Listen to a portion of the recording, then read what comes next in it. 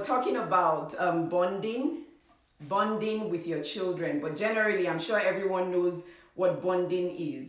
Bonding is just connecting. That's what it is. That's what it is. But with your children, it's way more than that.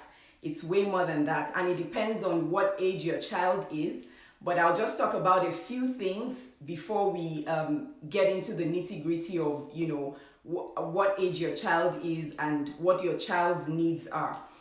The key thing with bonding when it comes to children is that every child is born with the desire to bond with the parent. Every child is born with that desire. And what happens whenever you find that children miss out on that bonding is that it affects their emotional development. Sometimes some children actually grow up to have serious attachment disorders, and we'll talk about that. So different things happen if you don't take that opportunity to bond with your children. So that's very important. Now, bonding is not meant to be static. It's meant to change as these children are growing. It's meant to change. You're meant to see the need of your child and meet that need of your child emotionally much more than physically. Now, when you bond with your kids, they feel understood. They feel like the world is safe. They feel like they can actually go to any extent. They can climb on mountains. They can do things just because they know that you have their back. That's what that bonding does. So it's not just that, yes, you're building a good relationship, but you're also solidifying the future of that child. Now, when you don't bond with your children, many of them develop mental health issues. Mental health issues, depression, some of them actually have issues in relationship in the future. And that really plays out with so many adults today. Sometimes you find that an adult is just unnecessarily anxious, always wants to be with their friends or with their partners that they're in maybe an intimate relationship with, maybe their husbands or their wives. They always want to be there. They have very high expectations.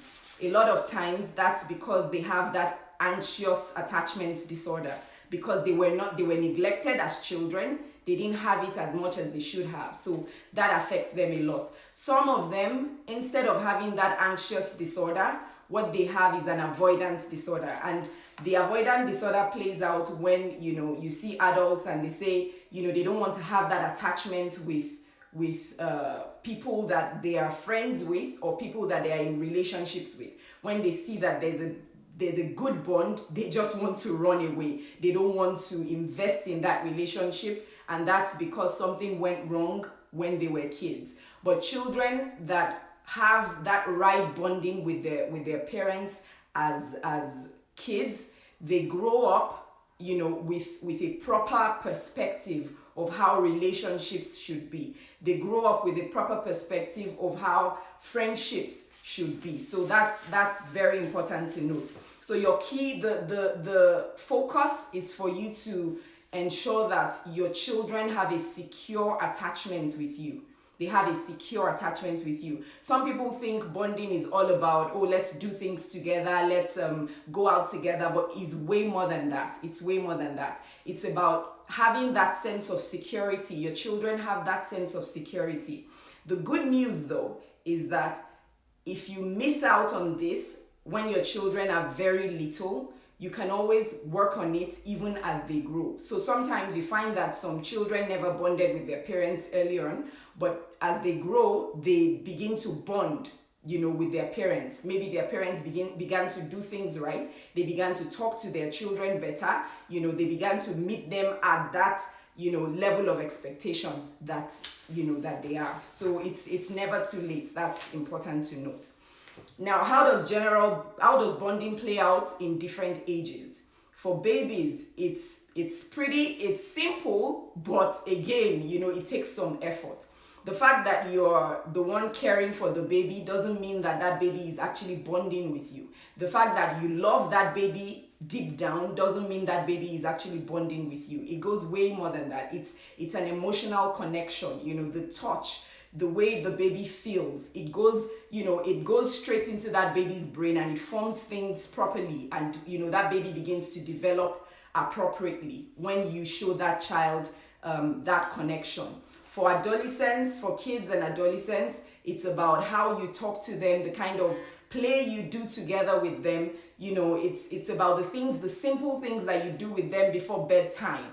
The kind of routines that you have with your children. So sometimes you might be you might be a very busy parent, but you might have that special nickname that you have that you usually call your child. That nickname, just makes that child feel so loved, and that child feels so, oh, my mom, this is what my mom calls me, this is what my dad calls me. It's about that simple kiss on the cheek that you give your children. It's about the eye contact that you make with your children. It goes beyond so many other things that many people think bonding is. It's about those little things that you do with these children for them to feel secure and feel like, yes, my mom understands me, my dad understands me, and they have more strength to face the world even as they grow. So that's very important. Sometimes as busy parents, you're with your computer, you're working, especially during this COVID season, where sometimes people even work overtime. Some people would have finished work by 5, but because they are home, they keep working till very late. You need to give your children that sense of, I want you around me. I want you around me. So you might not even be talking to them, but they get that feeling that mom is not she's not irritated with us around. Dad is not irritated with us around. Those are things that promote bonding, even beyond some of the things that people think would promote bonding ordinarily. If you have teenagers, your teenagers want to have conversations with you. They want to know that you understand them. They want to know that you're interested in the things that they're also interested in. You want to give them the eye in a very, you want to tease them, you want to make them feel comfortable. You want to make them feel like if they have anything to say, they can always come to you. It's more body language than even the things that you say. It's more body language than the things that you say. It's more of what they see you do and what they hear from you. It's about you listening to them. Sometimes the fact that your child feels like my mom listens, my dad listens, it makes them very comfortable. It makes them feel like there's a bond between me and my dad. My dad understands me. He gets it when I do this. He gets it when I do that. So even in your busyness, just pay attention to those things that are not or that ordinarily not spoken, but they speak volumes. Your body language speaks volumes. Now, it's important to also do those other things that people consider, as bonding, because they help to foster it as well, but not as much as the ones that are not necessarily, the ones that you say, oh, let's go see a movie together. You could go see a movie with a child, and that child just sits beside you and is like, why am I here with my dad? Why am I here with my mom? So it goes way beyond that. So we need to take note of that. As parents and as busy parents and as modern parents, a lot of times, we do not pay attention to our children and we miss out on those very critical moments. So the subtle things that you do, one-on-one time, you could just say, you have to create schedules and say to yourself, okay, every day I want to have 10 minutes with my child. Bonding is not spending 24 hours with your children. Bonding is actually making that time count, making that little time that you spend with that child, making it count. And you want to invest in that because that helps shape that child as an adult. Remember, I had mentioned that if you miss out on the early childhood years, when you during the early bonding years, if you miss out on it, it's never too late. You can still bond. But guess what? If you miss out, early days and that child grows up, that child might have missed out on things. Even though you can still bond later, maybe you begin to have conversations, deal with that child based on the level of maturity. that's still fine, but that child might have missed out on so much. So it's very important that we pay a lot of attention to bonding with our children. Now, these are a few general ideas on how you can foster bonding. I already mentioned a few, and those ones are more important to me. They are more important in my view. Those ones that are even unspoken, those ones that, yes, you speak, but not so many words. The connection is there. You can do things together, like have family dinner maybe once in a week. You could do something once a month together. Just let it be according to your schedule.